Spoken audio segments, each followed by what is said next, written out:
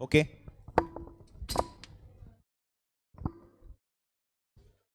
Very warm welcome to all of you. Good morning, one and all. So, yesterday, at the end of the session, we were discussing about distinct person, right? And related persons. So, in related persons, in one of the bit, there is a reference to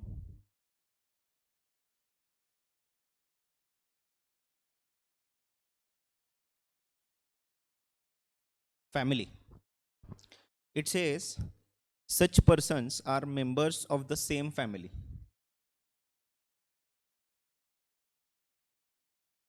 Such members are, such persons are members of the same family. So, family, as we understand, is what we understand family is not the family here for GST purpose. So, they have specifically given the meaning of the term family. So, we have to look at it from that perspective. So, what does family mean? So, section 2, subsection 40, subclause 49 defines family. It says family means the spouse and children of the person, and the parents, grandparents, brothers, and sisters of the person if they are wholly or mainly dependent on the said person. So, what do we understand? Irrespective of any condition, spouse and children will always be family. So, any transactions between those uh, persons would be considered as transaction between related persons. But transaction with parents, grandparents, brothers or sisters will be considered as transaction between related person if and only if those persons are wholly or mainly dependent upon this person who is transacting with them. So clear with this? Clear? So if I have to take the example,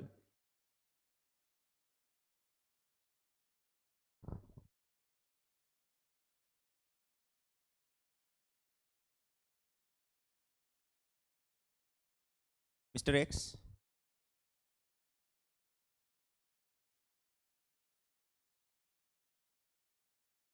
so any transaction of Mr. X with Mrs. X son or daughter would be always treated as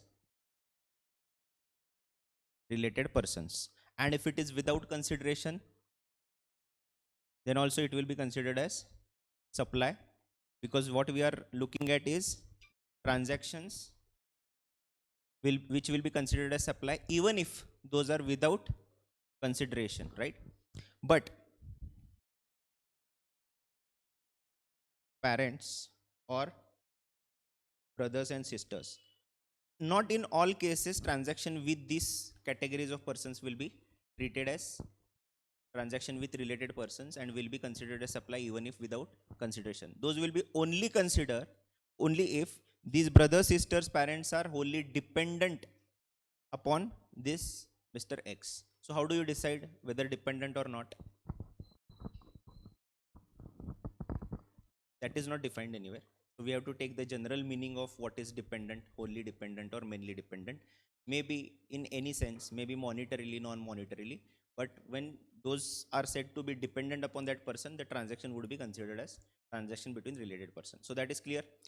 Now, distinct person, okay, this specific entry number 2, which we were seeing, ki supply between related person and distinct person is treated as supply of goods even without consideration. So we were discussing various scenarios wherein transaction between distinct persons are treated as transaction between without consideration as supply. So what are those scenarios? So scenario number 1, two branches of the same person, means same PAN, but two branches at two different states, whether registered or unregistered. That is one set of transaction. And two branches or two units of the same company in the same state, only if those are separately registered, will be considered as distinct person. So we had seen various examples yesterday. In the notes also there are few examples which are given. So what we'll do is we'll just repeat the examples so that we will quickly revise what we have learned today, because it was we took it in little hurry because the class was about to end. So first example is the establishment of a person with separate registration, whether within the same state or in different states, are considered as distinct person. So in the first case, registered office is in Haryana. So this is one RC, one RC. RC is registration certificate, and registered branch office in Punjab. So here is another RC. So two different states, two different registrations. So it will be considered as transaction between distinct persons. Even if this transfer, because it is the same company, the transfer may happen without any price or value attached to that transfer, still it will be considered as supply. How do you value that transaction? Because there is no consideration on what value the tax will be levied. Yesterday we discussed this also. Value is 0. So how do you calculate the tax? Valuation rules. Section 15, read with rule number 27, 28, 29, 30, 31. Rules are not for your syllabus, only section 15 is there. So we'll study that section when we'll go to valuation, that is chapter 5b. But as of now, you just remember that it is a taxable supply. Okay. Second example, where the person having one registered establishment in a state and has another establishment in a different state, not necessarily registered, these establishments are considered as establishments of a distinct person. So registered office in registered restaurant in Karnataka, that is one registration certificate, and unregistered liquor shop in Goa. As it is liquor, not taxable, not covered by GST taxation, there is no requirement of obtaining the registration under GST. We will see those exceptions from taking registration in the chapter registration. But as of now, you just remember that there is no requirement for taking registration. So though it is not registered, as those two units or two branches or two legs of the same company are situated in two different states, it will be treated as distinct persons, and hence transaction even without consideration between these two units will be considered as taxable supply. Clear? Branch transfer, stock transfer, whether to be treated as supply. So one registered factory at Surat and one registered showroom at Mumbai. Clear cut case of two separate RCs in two separate states, right? It will be a supply because it is a transaction between related persons. Even the stock, wherever there is a stock transfer, there may not be any value associated with it, because at the time of making balance sheet, it is one company only, just two different units. And then lastly, one factory at Pune and another showroom at Mumbai. So again, in this situation, there may be two possible scenarios. Can anyone explain me what may be the scenarios in this situation? That there is one factory in Pune and one showroom at Mumbai. What may be the scenarios? Both are registered. That may be one scenario. That is optional. Assessee may opt for taking separate registration for separate units in the same states. What law mandates? Only one registration. But let's assume that this particular taxpayer has taken two registrations. Then what will happen? Transaction will be treated as transaction between distinct person and will be liable for tax. What if only one registration is obtained and another place, means for example, Pune is a registered place and Mumbai is added as an additional place of business in the same registration certificate? That is as per law. What will happen in that case? No, it will not be treated as transaction between a distinct person because there is only one RC being one state. So clear with this? Now one small part related to employer and employee. We will quickly read through this. We have yesterday seen all those cases where normal salary is paid under the contract of employment. Then notice pay we saw, which was not a part of contract of employment, and similar issues. So we'll just quickly read through all these points. Services provided by an employee to the employer in the course or relation to the employment, means the contract of employment, are not treated as supply. Why? Because it is entry in the schedule 3 which says that transactions or activities which will neither be considered as supply of goods nor to be treated as supply of services. Proviso 2 to para 2 of schedule 1 means second entry of schedule 1. In that there is a proviso. Proviso means exception, very rightly said. Provides that gifts up to rupees 50,000 in value in a financial year by an employer to an employee shall not be treated as supply of goods or services or both. Means what? What is the corollary of this?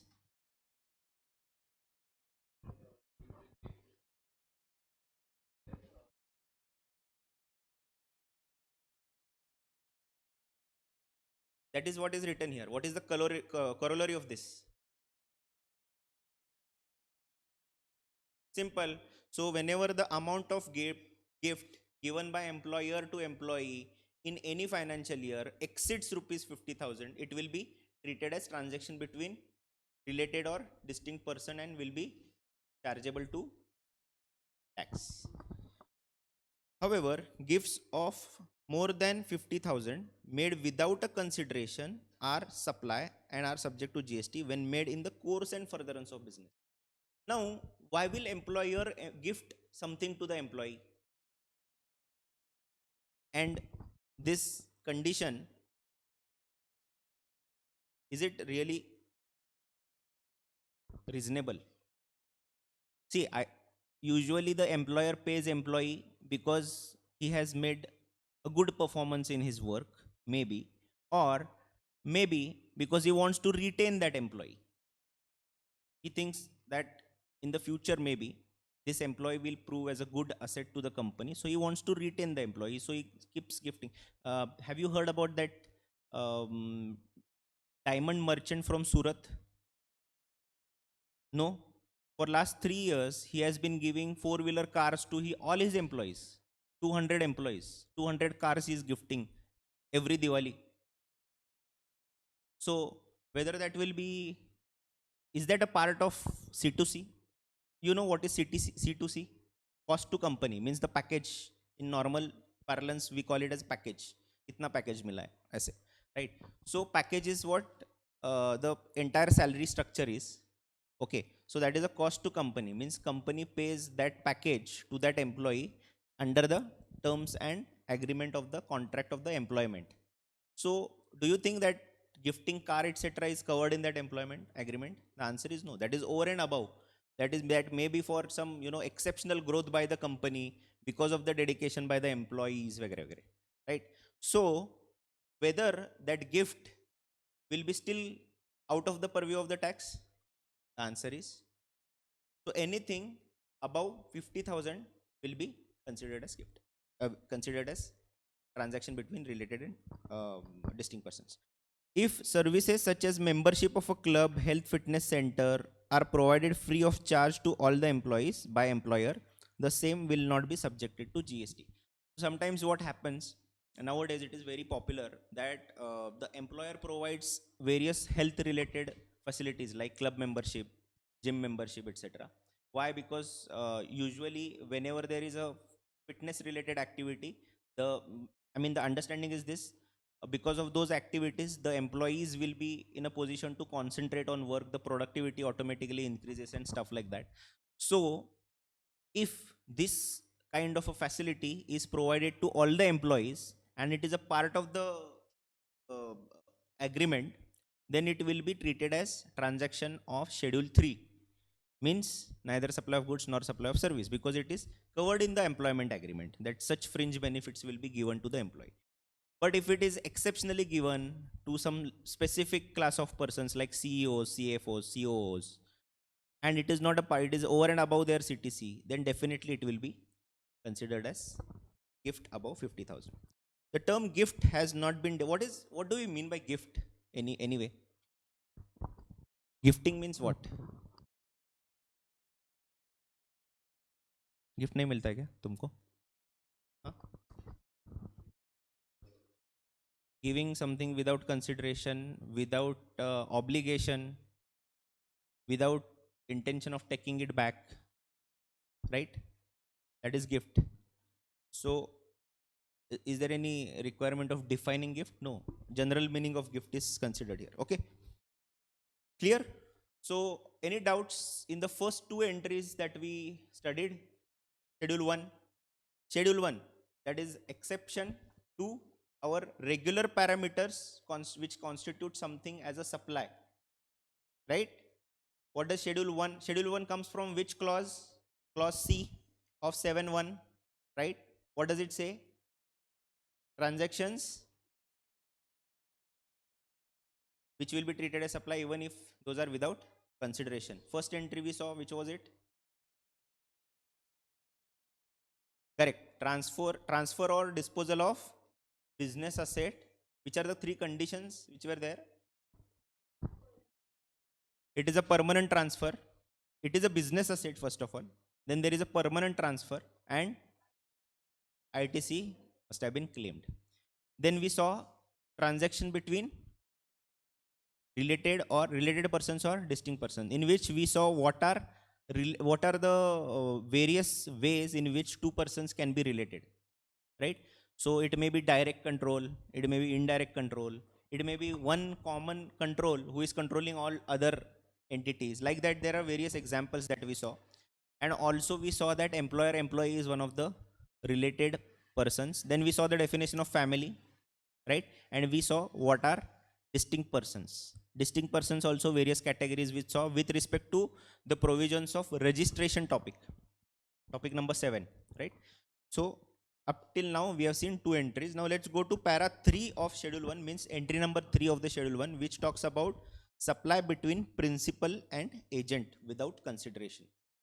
So first of all, are you aware who an agent is or who the principal is in any transaction?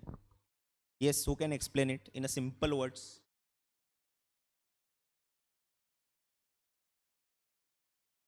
On behalf of someone. So doing some activity on behalf of someone would be agency, of course warranted by terms of contract between those two persons. But usually what happens, that person who is going to act as an agent is given authority either to sell goods or procure goods, or uh, this particular entry is only related to goods, by the way. It cannot be related to services. Why? It is personal in nature. So let's take an example of any service which is personal in nature. Beauty treatment. So can beauty treatment service be given on behalf of someone? No, it has to be given directly to the consumer, right? The beauty parlor owner cannot say to the employee that I will give you beauty treatment, then you in turn give beauty treatment to the consumer, right? So she or he is just acting on behalf of the person. That cannot be covered here because there are no two sets of transaction. But in case of goods, what usually happens is that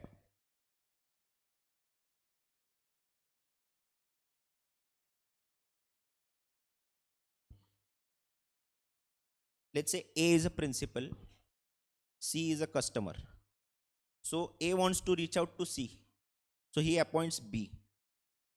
Okay, he is not in a position to reach out to every small customers like C. So he appoints B so that he identifies such customers and sells the goods. So effectively, goods go from A to B and then B to C. So there are two sets of transaction. Now what usually happens when the goods are coming from A to B, there need not be necessarily, in the previous to GST regime, there need not be necessarily tax invoice, etc., because the goods are just given on for selling further. This A to B was never considered as sale as such or supply as such. So what happens in case of GST? There again can be two scenarios.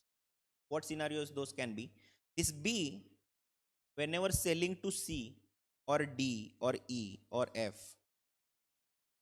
he may issue the invoice in his own name or in the name of the principal. Any agency agreement can also give that authority to agents to issue invoices in the name of principal, right? That may happen. So there is some, let's say, T company appoints one distributor agent. So the billing may be done at the T company's name in itself to the consumer directly, right? And the distributor may say, no, whatever you want to bill it to me. I will add my margin and bill it to the customers in my own name. So there are two possibilities in this situation. So what does our entry talk about? Let's try to read it. It is little bit confusing entry, but how to interpret that entry I will tell you. Okay, because there have been clarifications and circulars issued by the government of India, Ministry of Finance. So with respect to those circulars, we'll try to simplify this particular entry, but let us first read out the entry and try to understand what is the complication in the drafting of this entry.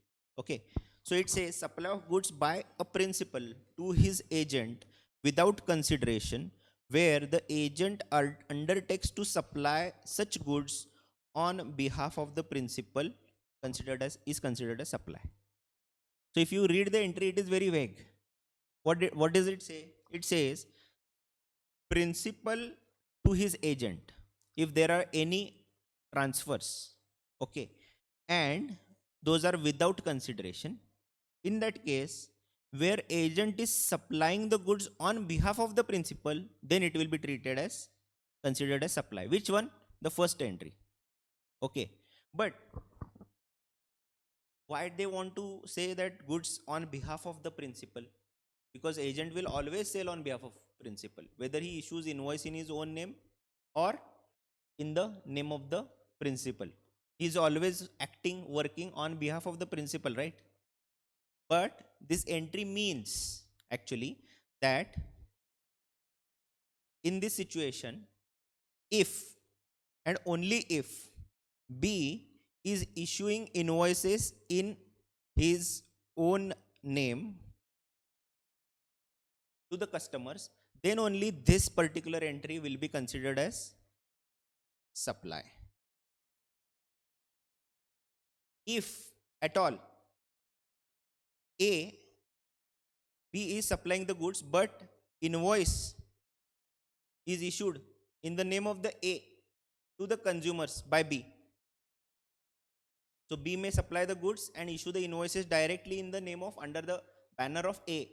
Then it will not be treated as supply, this particular transaction. In this case also, goods are moving from here to here and here to here. Only invoice is directly prepared by A to C. Do you understand the difference between the two aspects or still confused? Understood? Anyone who has not understood this? Clear to everyone? So this is what they mean to say, but unfortunately they have drafted this in a different manner. So ignore that. Just keep in mind only one condition you have to see: in whose name the invoice is issued. If the invoice is issued in the agent's name himself, then the first transaction from principal to the agent, even if it is without consideration, will be treated as supply. But if the invoice is issued by the agent in the name of the principal, then the first transaction of transfer of goods from A to B, that is principal to agent, will not be considered as supply. Clear?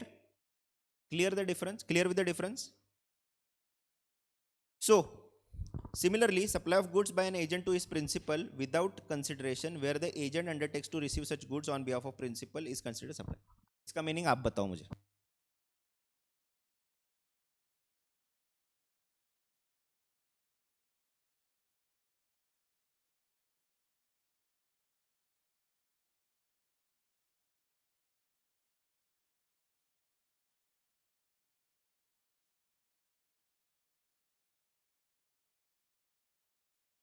So one answer I have received, that first case is related to sale of goods. Second case is related to purchase of goods. Any other interpretation possible?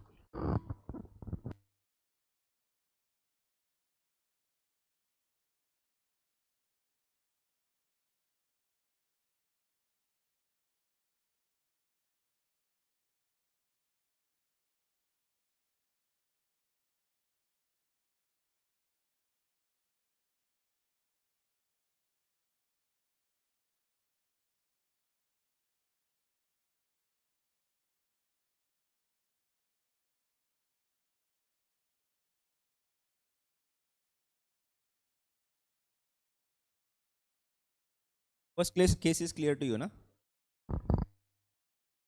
Sale or return basis. Okay. Second answer is sale on written basis. The second para. Approval basis, basically.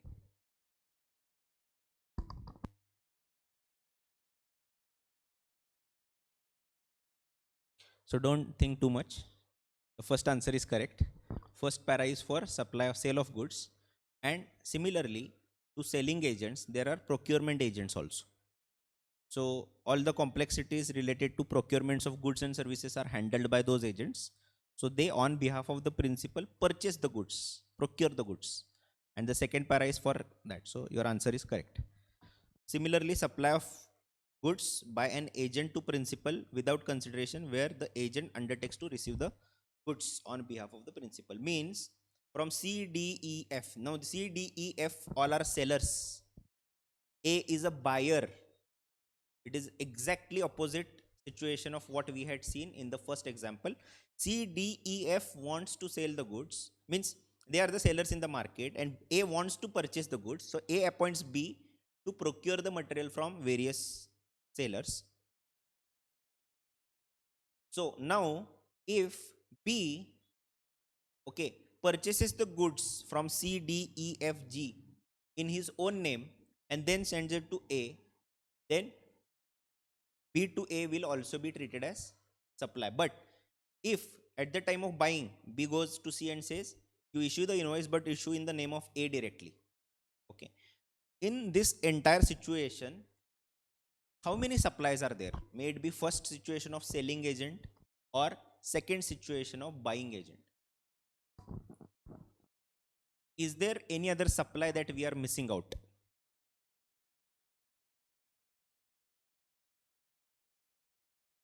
The entry has nothing to do with the question that I'm asking. I'm just asking because I just want to understand how much supply you have understood. So is there any supply which we are missing out in the example of selling agent and buying agent?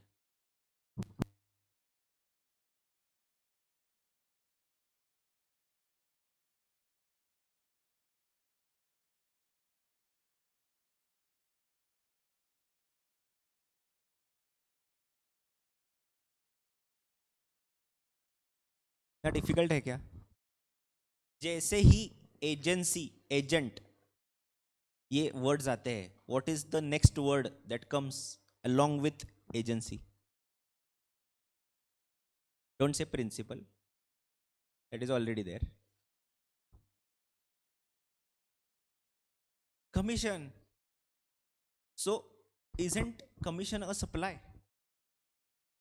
Commission are nothing but service charges which are charged by the agent to the principal. So is it not a supply? So yes, there is another supply which is associated with this particular transactions. So if Mr. B says, I will procure the goods for Mr.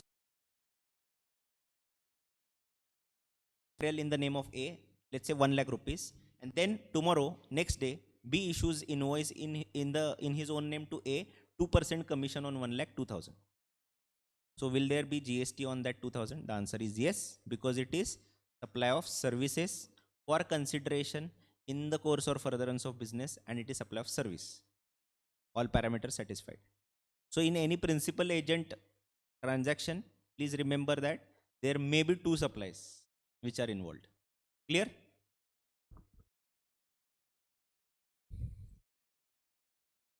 So points which merit consideration in this regard are as follows. Only supply of goods and not supply of services is covered here.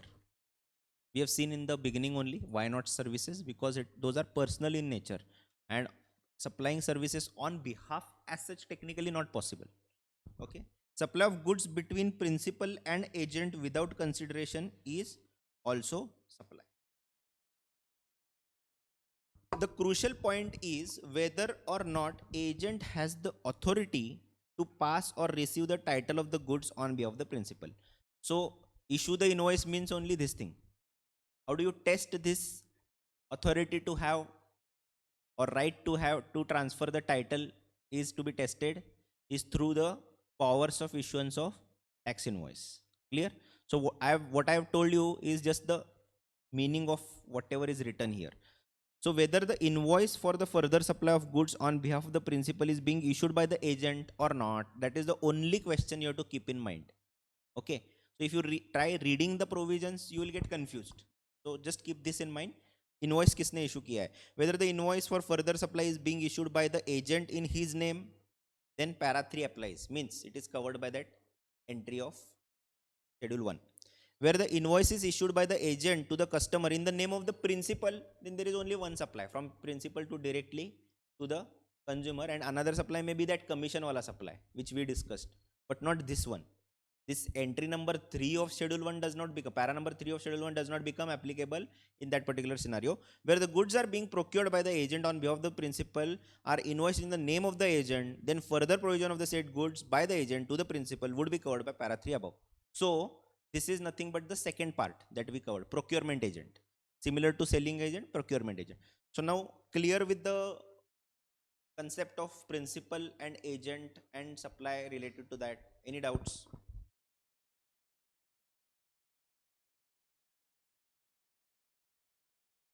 Any doubts? So let's see some case studies related to this area. Okay. Anmol appoints Bholu to procure certain goods from the market. Bholu identifies various suppliers who can provide the goods as desired by Anmol and asks the supplier Golu to send the goods and issue the invoice directly to Anmol.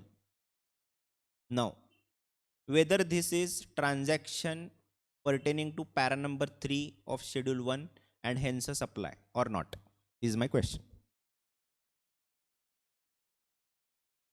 Yes or no? No? Anybody thinks yes? Anyone? Okay. What is the question that we ask? In whose name the invoice is issued? Whether it is in the agent's name or directly principal. The answer here is invoice is directly to Anmol, who is the principal. Right? So what is the answer? Bolu is only acting as the procurement agent and has in no way involved himself in the supply or receipt of the goods. So para 3 of schedule 1 does not become applicable. Simple this way to remember. Only one question. Invoice.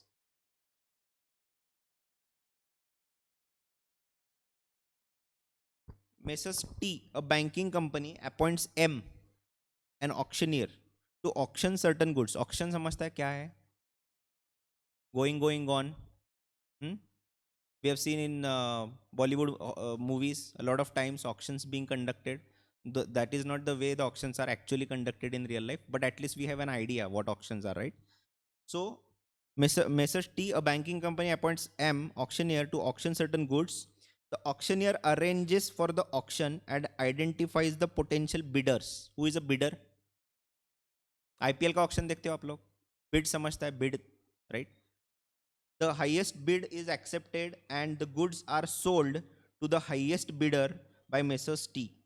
The invoice for the supply of the goods is issued by Messrs. T to the successful bidder, whether it is covered by para 3 of schedule 1 and hence a supply or not. Yes or no? The auctioneer is merely providing the auctioneering services with no role played in the supply of goods. Para 3 not applicable. You can also write a note, small note, that invoices are directly issued in the name of the principal. Next example. Gautam and artists appoint Gambhir. This is example from your ICI module. I have not given these names. So Gautam, an artist, appoints Gambhir, auctioneer, to auction his painting. Is it not little bit like that exhibition thing that we studied? Only if it is given for exhibition, then will not be considered, right? Not this example, overall agency I'm talking about. Gautam, an artist, appoints Gambhir, auctioneer, to auction his paintings. Gambhir arranges for the auction and identifies the potential bidders. The highest bid is accepted and the painting is sold to the highest bidder. The invoice for the supply of the painting is issued by Gambhir on behalf of Gautam, but in his own name, and the painting is delivered to the successful bidder. Whether the transaction is covered by para 3 schedule 1 and hence a supply, the answer is yes. So if you read the provisions of this particular entry and try to apply it, becomes very difficult. Remember this simple question: in whose name the invoices are being raised. So what is the answer to this question? Gambhir is not merely providing auctioneer servicing, but is also supplying the paintings on behalf of Gautam to the bidder, and has the authority to transfer the title of the paintings on behalf of the Gautam, and hence para 3 of schedule 1 will become applicable, and it will be considered as a taxable supply. Clear? A C&F agent or commission agent takes possession of the goods from the principal and issues the invoice in his own name. So first transfer from the owner to the C&F agent, even though without a consideration, will be considered as supply as per schedule 1 para 3, because the title is being transferred here, as C&F agent is issuing the invoices in his own name. Right. Ravi sells agricultural. Do you want me to read the answer also again? In such cases, the C&F commission agent is an agent of the principal for the supply of goods in terms of para 3. It is shortly written, but you can write the answer as we discussed. Ravi sells agricultural produce by utilizing the services of Kavi, who is a commission agent as per the Agricultural Produce Marketing Committee Act. So you must be aware now about this act. There were huge protests of farmers in the northern side of India, were related to couple of bills which were introduced in the parliament. So in those various provisions were related to this act, and maybe that did not get passed. But let's see. Kavi identifies the buyers and sells the agricultural produce on behalf of Ravi, for which he charges commission from Ravi.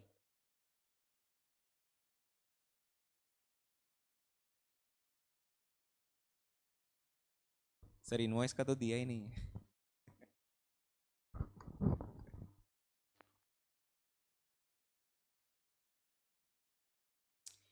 In cases where the invoice is issued by Kavi to buyer, the former is an agent covered by para 3 of the schedule. However, in cases where invoice is issued directly by Ravi to the buyer, the commission agent Kavi does not fall under the category. So you write both the possibilities. Simple. So whenever facts are not completely made clear in an example which is there in the examination, you write both the possibilities, which first, the chances of getting a wrong answer will be reduced, and second, the paper checker will realize that you know about the provision, both the aspects, and the basis of differentiation between those two things. So if you write this particular answer, you'll get full marks. Clear with this? So facts may be anything. Many complications will be added to the facts, but you stick to only one question: invoice. So the question was much more. Anyway, now let's come back to Del Creder or Del Credere. I don't know how that needs to be pronounced, but I call it Del Creder agent. What is a Del Creder agent? ECA हुआ है ना foundation में, या नहीं हुआ है?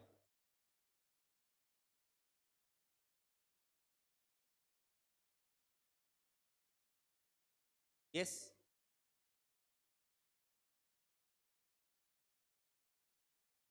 Extra commission. Why? To avoid bad debts. How? How will that be avoided? By paying extra commission. Exactly. So he takes up the responsibility of recovery. So principal is there, customer is here. So nowadays the biggest challenge for running any business is first to get the business. For that he appoints agent A, so that he gets the business from C. Okay. So he sells the goods to C. Principal sells the goods to C, but C refuses to make payment. The initial credit period which is given was 30 days. After 60 days also the payment is not made. Whenever P is trying to call Mr. C, what does C say? Sir, आवाज नहीं आ रही है. Right? So the risk of bad debts is even bigger because it's a huge loss. The goods are also gone, the money is also gone. अच्छा होता अगर एक को appoint ही नहीं किया होता. So he appoints DCA.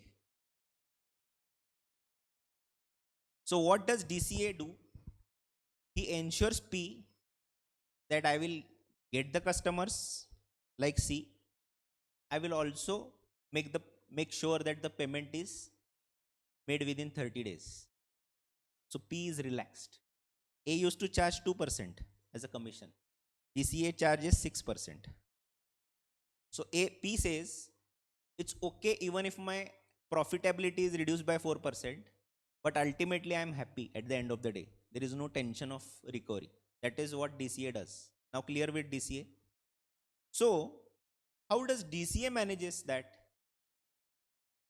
DCA is someone who is having that kind of capabilities. That is the reason he is taking that responsibility, right?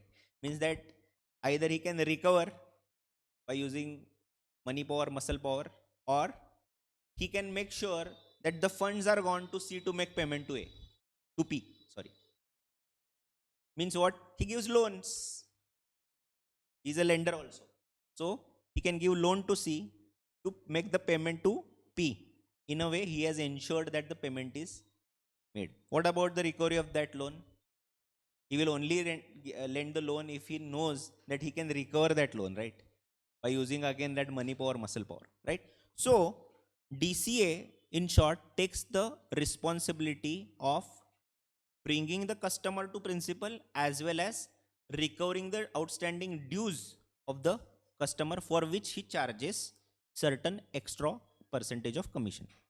Now this 2%, 6%, whatever A or DCA charging to the P are a separate supply, which we have seen, commission. Let's keep that aside for time being. Now there was confusion related to one aspect. What was that aspect? So let's say P sells goods worth rupees 1 lakh to C, and the credit period is 30 days. So C is not in a position to make that payment, so it is made through DCA. So DCA will lend C how much? 1 lakh rupees. And he says, I will give you another 30 days. If you don't pay me back, I will charge you interest. Okay. So let's say he doesn't pay, and in the next month he pays. So for 1 month he has to pay interest to DCA on that loan borrowing that he has done. You're getting my point or not? Clear to you? So what is the payment that C makes to DCA? 1 lakh 2,000. So whether this 2,000 that is on account of interest are to be considered as a part of supply or not? That was the question before everyone. So there was no clarity. So the government has issued now the clarity. So what does it say? That if you have to just keep in mind the first scenarios, those we discussed, if it is through DCA or directly to DCA. So if the invoice is raised through DCA, means there are two legs, then yes, 102, 1,02,000 will entirely be considered as the value of supply. Why? Because the section 15 valuation, we'll study that afterwards, says that any incidental ancillary charges recovered along with the value of supply will be added to the value of supply. So if along with 1 lakh, DCA also received 2,000 rupees as interest on the loan that he has given, in that case 2,000, that is incidental and ancillary charges or the interest that he is paying, will be added in the value of supply from DCA to C. So tax will be charged on 1,02,000. Now, two questions. When this 2,000, because 2,000 he will receive late 1 lakh he will pay immediately. 2,000 he will receive late because after 1 month he is making payment of the loan. So when 2,000 will be taxable, so there are provisions of section 13 and 14 which talk about time of supply. So time of supply say that any such late fee or interest as a part of supply is received, at the time of received it will be offered for tax, not at the time of original transaction. So though original transaction value here is 1 lakh 2,000, the 2,000 will be tax charged offered to tax at the later period whenever those 2,000 are received by DCA. Clear up to this? Now I will modify the situation a little bit. Clear up to this, no? All the facts. Now, same case, principal through DCA sells it to the customer. But this 1 lakh rupees, those are not available with C right now. C goes to bank and takes loan. Bank charges interest, same 2,000 rupees. So, now what is the value of supply from BCA to C? Only 1 lakh, because that is a separate transaction between bank and C. No need to add that here.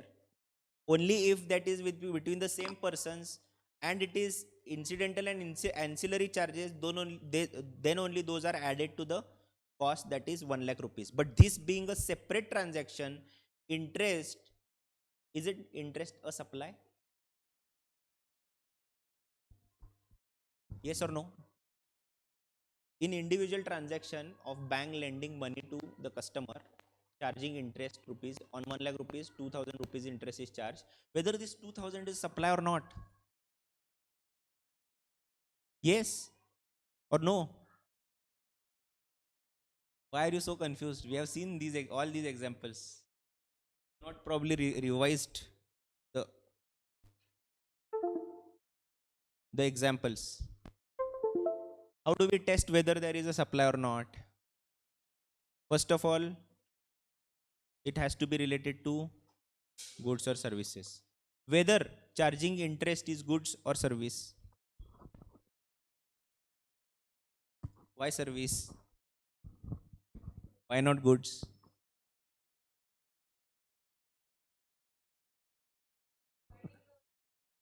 Why? That's what I'm asking. Why service? No, that is not the reason. Because services expressly say this: use of money. Money is excluded, but use of transactions relating to use of money, we saw that now. Definition we have seen in detail, goods and services. So goods excludes money, services excludes money, but it includes transactions related to money. So whether interest is a supply or not, whether there is a consideration or not, whether there is a 8 forms of supply or not, yes. But fortunately or unfortunately, it is covered by exemptions. So interest is an exempt supply. When in individual transaction, bank is lending money to the customer is paying interest, that interest, though it is a supply, will be an exempt supply and hence there won't be any tax. But in this DCA example, as it is the part of the main supply, it will chargeable to tax at the rate of the original goods. Why? Because it is a composite supply. Now, sir, what is composite supply? We'll see at the end of this chapter what is a composite supply and a mixed supply. Okay. So certain times there are goods are sold in packages. I'll just brief you in a minute's time because not much time we have for this current lecture. Only 2-3 minutes are remaining. So in that I will try to brief up about the composite and mixed supply definition. We will go to that at the end of this chapter. But for this example to understand, certain times goods are sold in packages. Okay. So for 1, 2, 3 products together, this is the price. You go to McDonald's, you take a Happy Meal.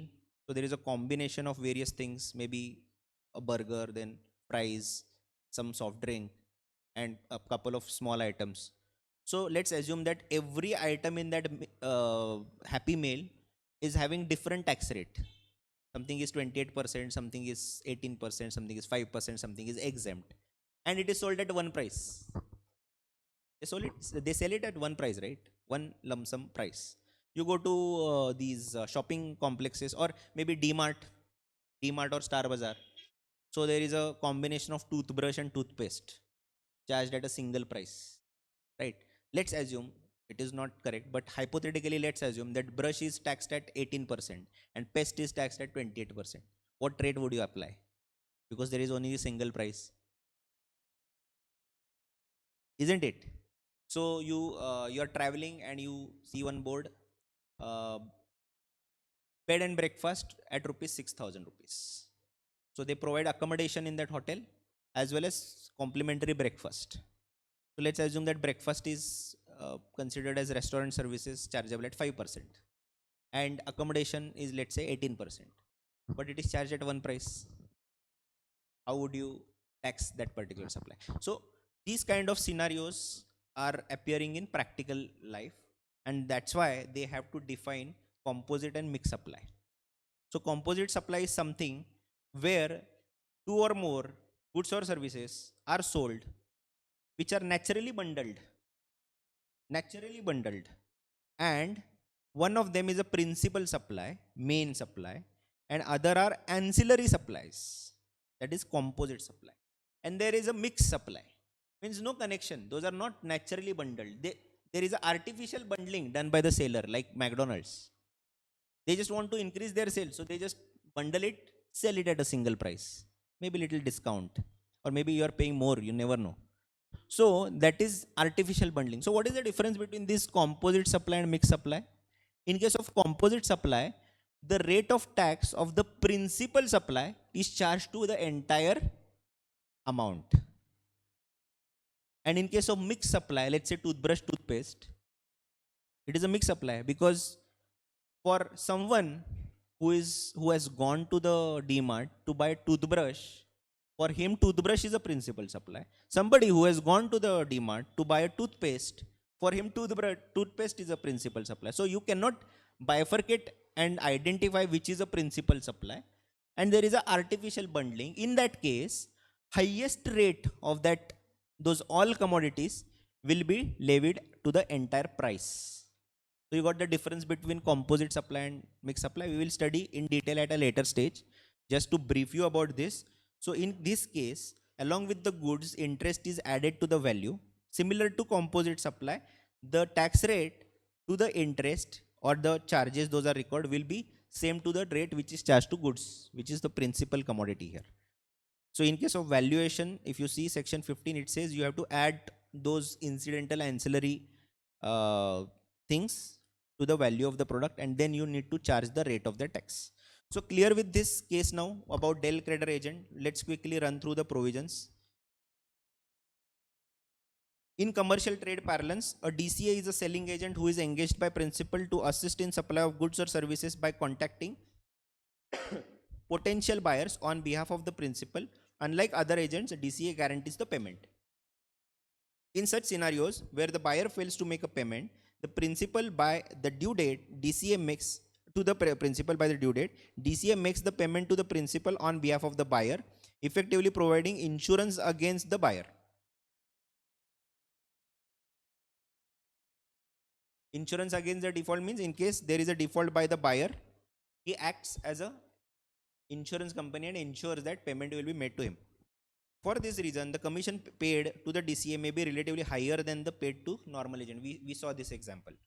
In order to guarantee timely payment of to the supplier, DCA can resort to various methods, including extending short-term transaction-based loans to the buyers, 1 lakh rupees in our example, or paying the supplier himself and recovering the amount from the buyer with some interest at a later date. So either you give the loan to the buyer or pay directly to principal and recover more amount from the buyer later on. Okay, so this loan is to be repaid by the buyer along with an interest to the DCA at a rate mutually agreed between DCA and the buyer. So now what is the clarification that has been given?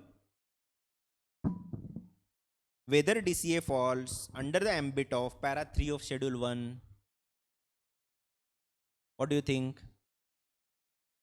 Same criteria?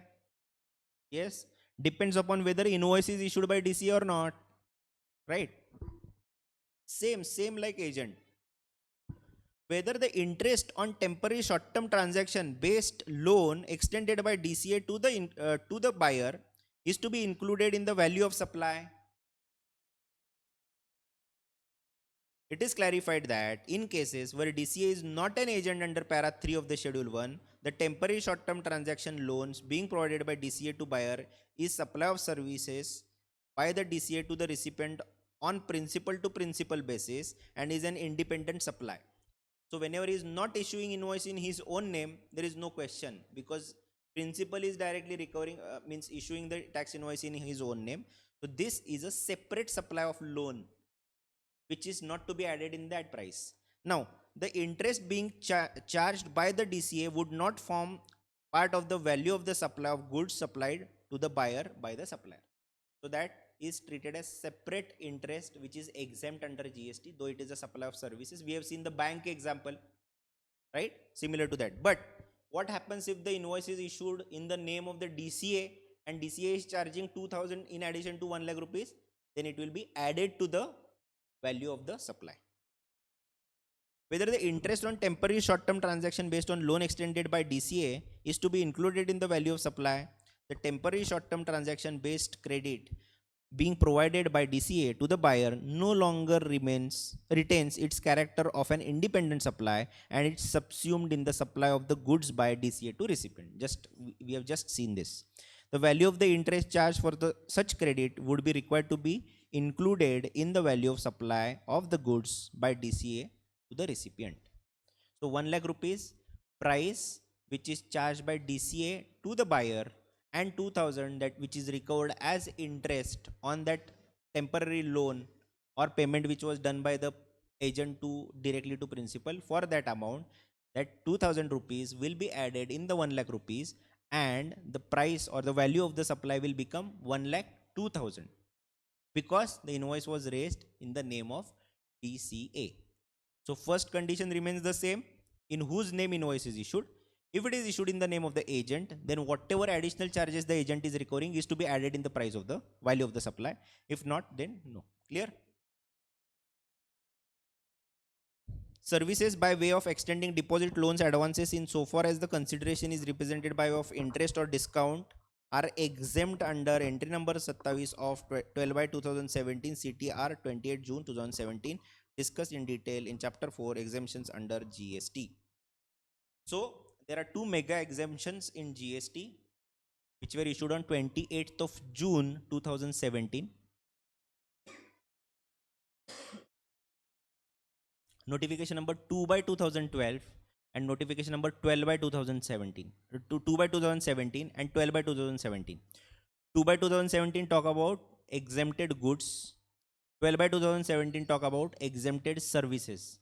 12 by 2017 dated 28th June 2017 talk about this particular entry number 27 of the notification CTR, which talks about interest charged against advancement of loans or deposits will be treated as exempt. So there won't be any tax. So we saw the example of bank extending loans, charging interest is a supply of services, but chargeable at no rate because it is an exempt, specifically exempted by this notification. Clear? Good. So there is another entry which is remaining, importation of services, in this schedule 1, which we'll see on Monday. Okay. This importation of services is little bit different than the importation of services for whether or not in the course or furtherance of business, that is 7(1)(b). So we will see through this particular chart as to how to identify whether a transaction fits into 7(1)(b) or this schedule 1, means 7(1)(c) wali entry, that we will see on Monday. Okay. Any doubts in whatever we have discussed today? Clear? धन्यवाद.